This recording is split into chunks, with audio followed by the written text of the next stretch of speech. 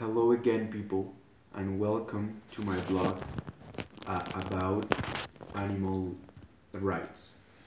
The day of today, we are going to talk about a very interesting part of this topic. And well, why? Because we are going to discuss whether zoos are good or bad for animals, and we are also going to talk about different strategies for us to implement to not abuse at the animals and to keep them safe. So first of all, we are going to start with the zoos thing. So nowadays there has been like kind of a division between all types of zoos. They are good zoos and bad zoos. But the really big deal with us people is that we all go to the zoo, we enjoy watching at the animals, and then we leave.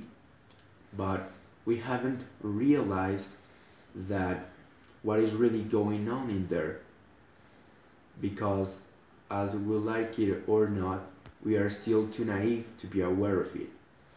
These animals were taken from its natural environment by force and were put into little habitats or cages that, compared with its whole environment, are way too little. And now is the time that we ask ourselves, why are animals so angry?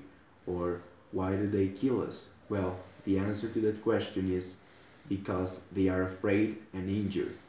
Because every minute that they pass at the zoo, there is a bunch of people looking at him.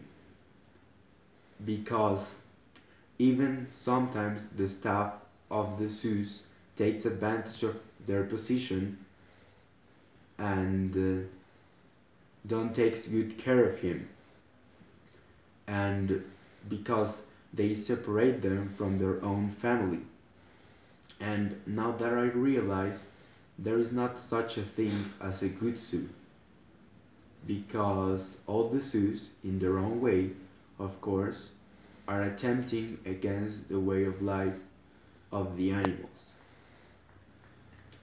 And why do I say that? You may be wondering, yeah, but if there is not such a good thing as a zoo, then why does people say that there is?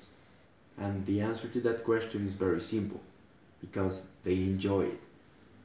When we start talking about a good zoo, we often talk from our own point of view.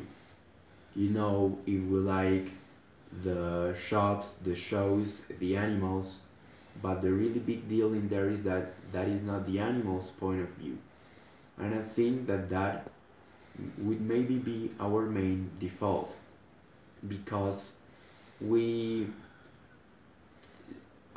usually tend to focus everything into ourselves and not to consider the other's point of view.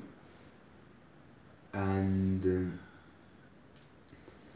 that is really bad, because we are really hurting the animals in the environment.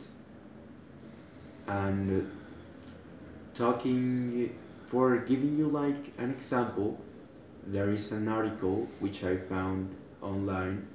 It's about a guy named Damien Aspil, and the name of the article is Zoos and Wildlife Parks Are Not the Way to Treat Animals.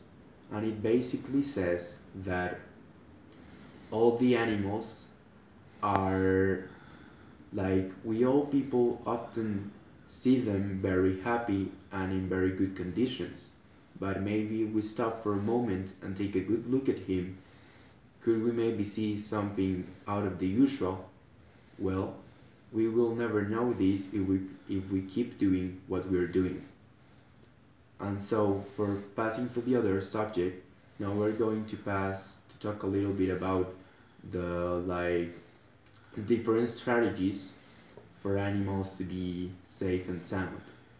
And that I found some ones online to share with you. And one is, please don't give bread to dogs or any other kind of birds.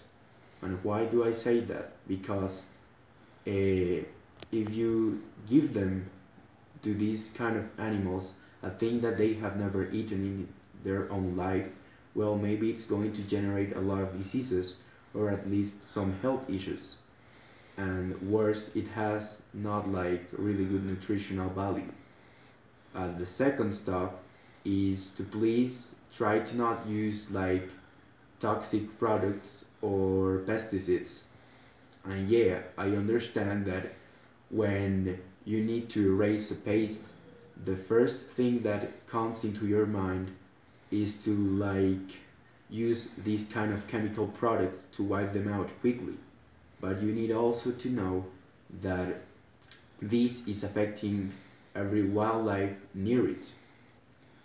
And so the next time that you try to do this kind of stuff, you need to uh, try to not use these kind of toxic chemicals and try to search for natural solutions to help the environment and to help yourself.